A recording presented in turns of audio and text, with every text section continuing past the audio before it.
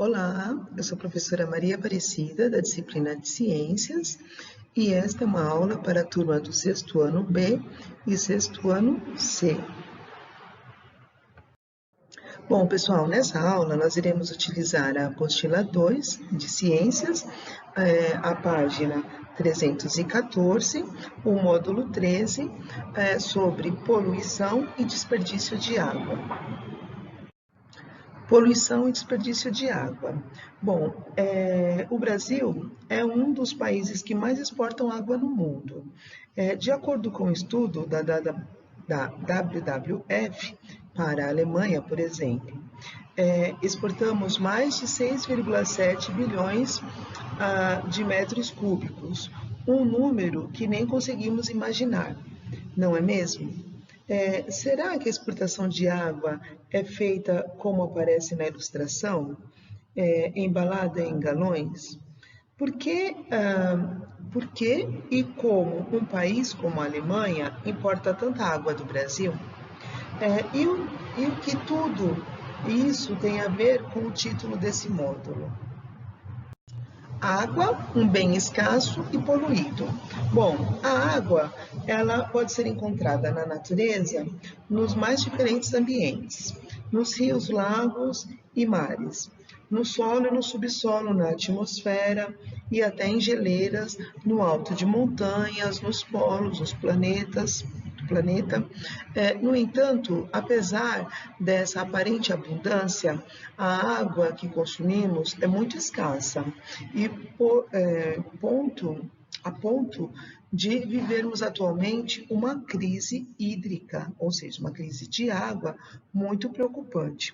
Durante muito tempo, a água foi considerada um recurso abundante e inesgotável. Afinal, 3/4 da superfície do planeta são cobertos por ela, tanto pelos oceanos quanto pelos rios e lagos. Além da água subterrânea e da água congelada nas geleiras. De toda essa enorme quantidade de água, porém, a maior parte encontrada nos oceanos é salgada, não servindo para o consumo humano nem para a agricultura, como nós temos nesse gráfico.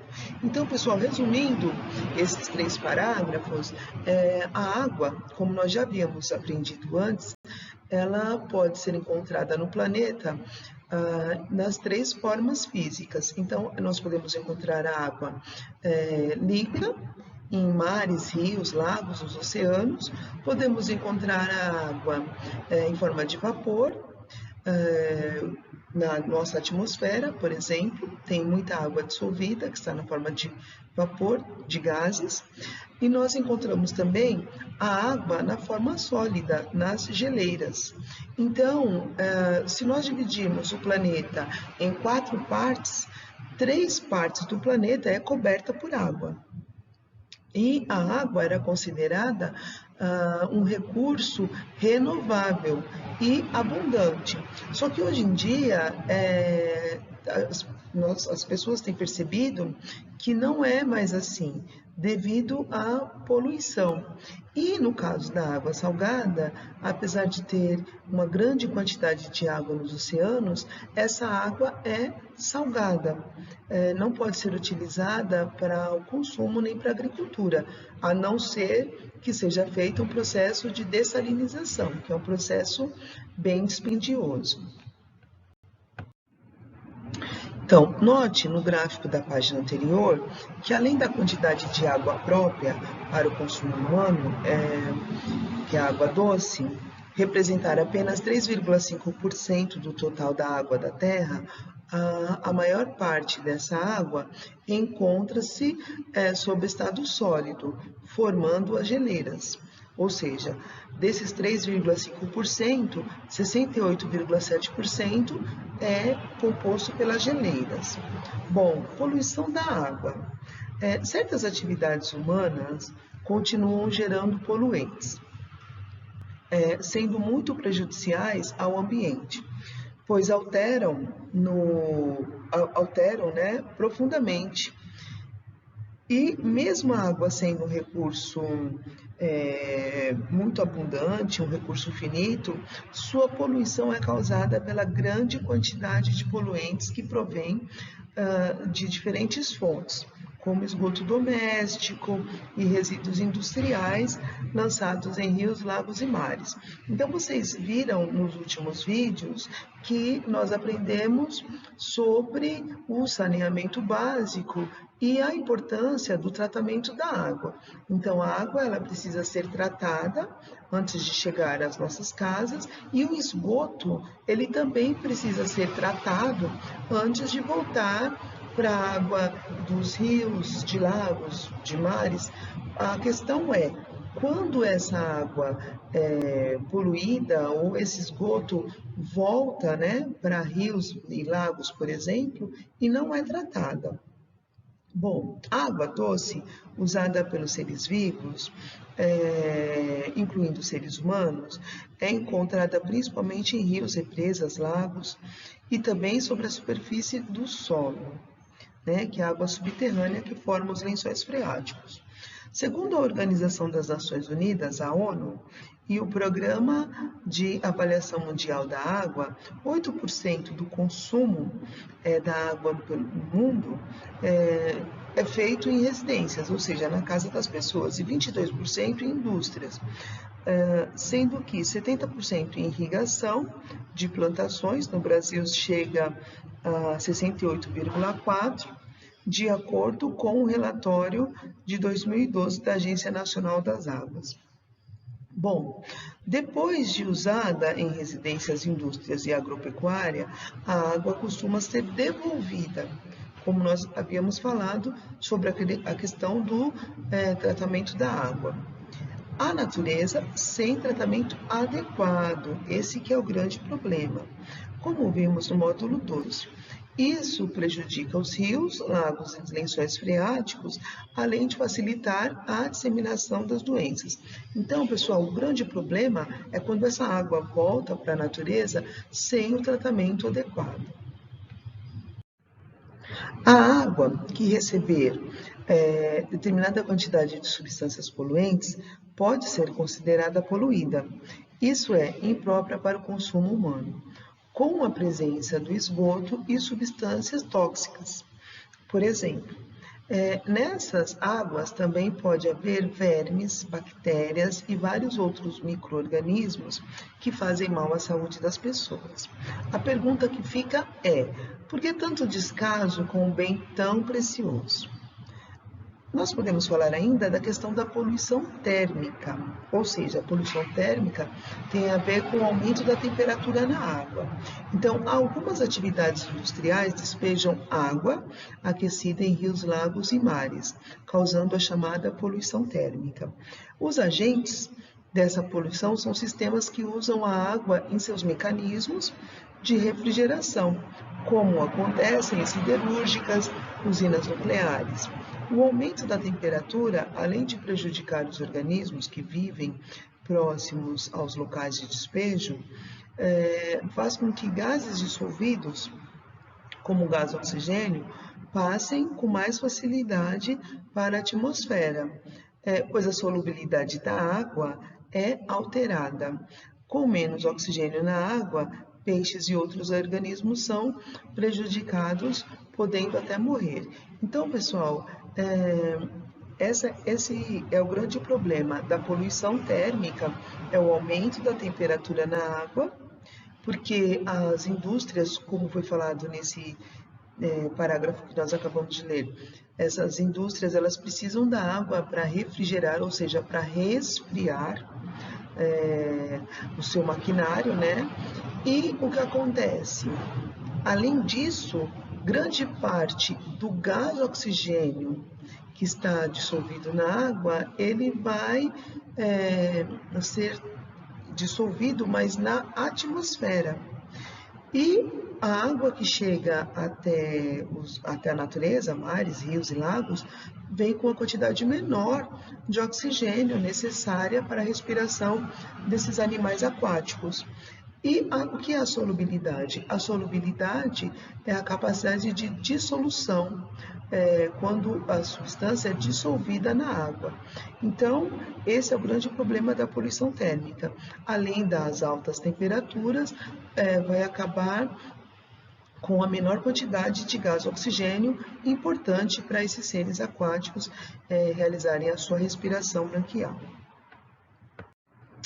No Brasil, além de poluirmos muito nossas águas, ainda fazemos uso impróprio dela. Por ser um país em que existe enorme quantidade de fontes de água doce, como os rios, fortaleceu-se uma cultura de desperdício. Por isso que esse título nos diz: a água não desperdice. Veja alguns exemplos do cotidiano da água no infográfico da página 320 e 321. Bom, note que não são apenas os hábitos inadequados e muitas vezes irresponsáveis do uso de água que causam desperdício.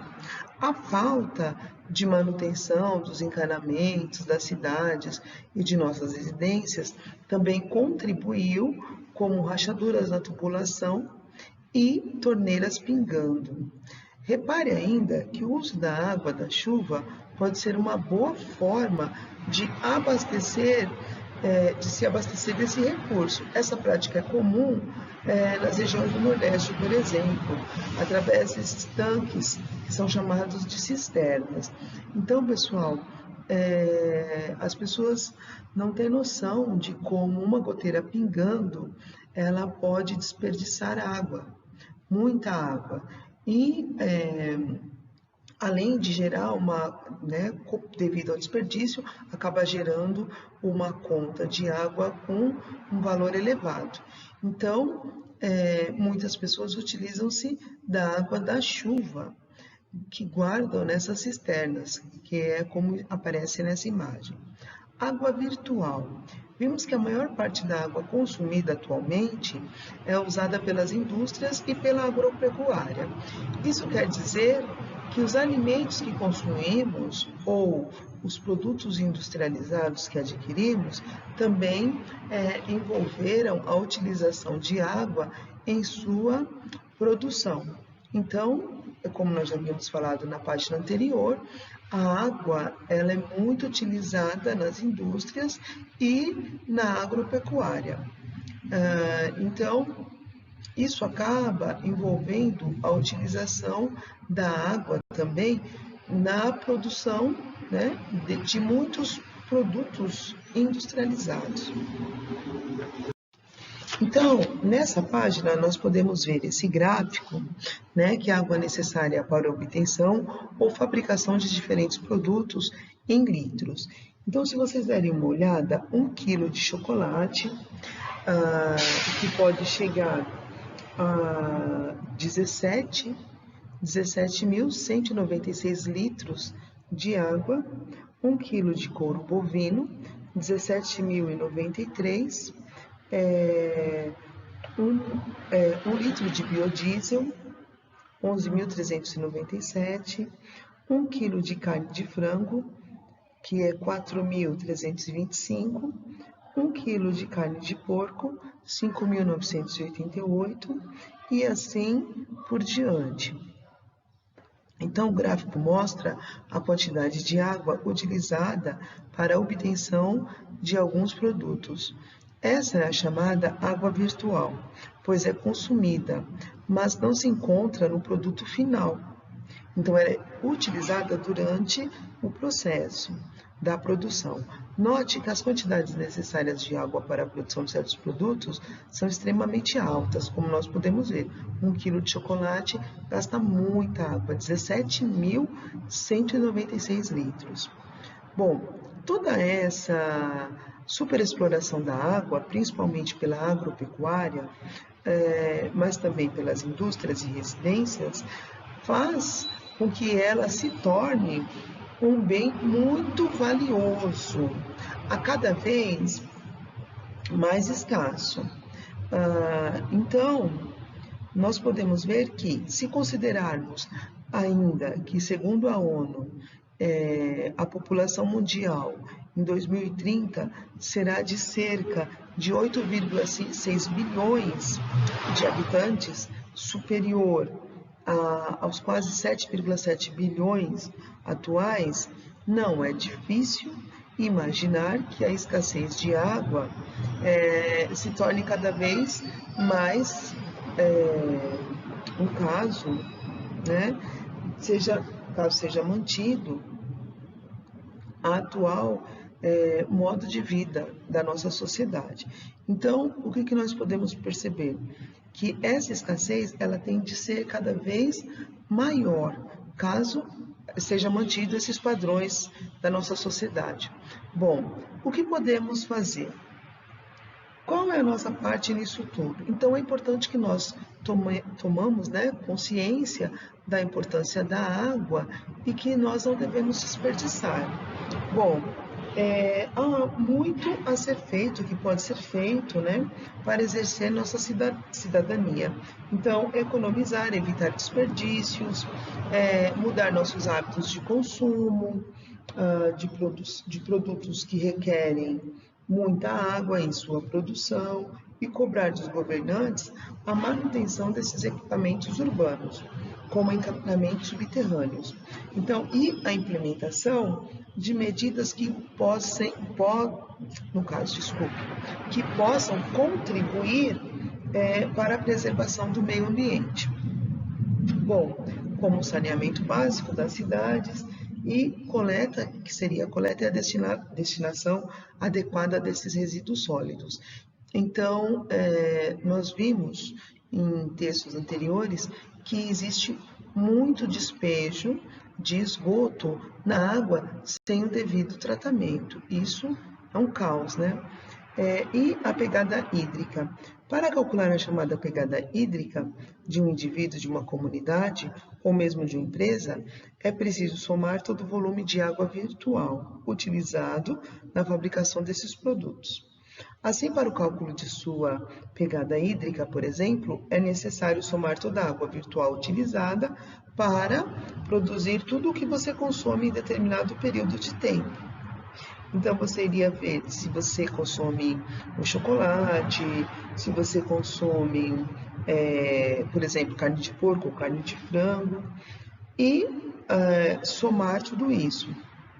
Existem alguns sites que fazem isso.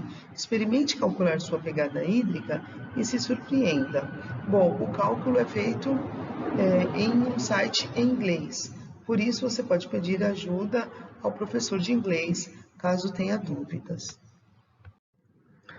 Bom, aqui nós podemos ver os consumos da água tratada em uma residência, os desperdícios da distribuição. Então, uma boa parte, cerca de 50% do prejuízo das empresas que tratam e distribuem água deve-se a roubos de vazamentos, ligações clandestinas e medições incorretas. Então, se vocês derem uma olhadinha aí, ele tem vários tópicos. Então, nessa página nós podemos ver alguns números. Então, veja aí, o número 5, o número 8, 6 e 7, o número 10, 9 e o número 3. Bom, aqui nós temos o uso da água da chuva, a água da chuva recolhida por baldes, calhas e tubulações para armazenamento em cisternas e posterior tratamento simples. Pode ser usada para lavagem em geral e irrigação. E nessa página nós temos uma tabela que mostra o consumo da água. Então, nessa página nós temos o número 1 e o número 2. Então, vejam aí, a lavagem de louça, 15 minutos, gasta aproximadamente 120 litros de água. A lavagem do carro, de 350 a 780. A lavagem da calçada, 300 litros. A rega de plantas, 190, o uso do vaso sanitário, 30 litros, escovação de dentes de 2,5 litros, a lavagem do rosto, 2,5 litros, o banho de 90 a 100 litros, lavagem de roupas, 135 e a lavagem de roupa no tanque, 280 litros. Então, nessa página, nós podemos ter uma noção de quanta água pode ser utilizada e de quanto gasta nessas atividades diárias que nós fazemos nas nossas casas. Bom, pessoal, eu vou pedir para vocês fazerem esses exercícios da página 318, atividade 1, a página 322, atividade 2, e a página 323, integrando ciências.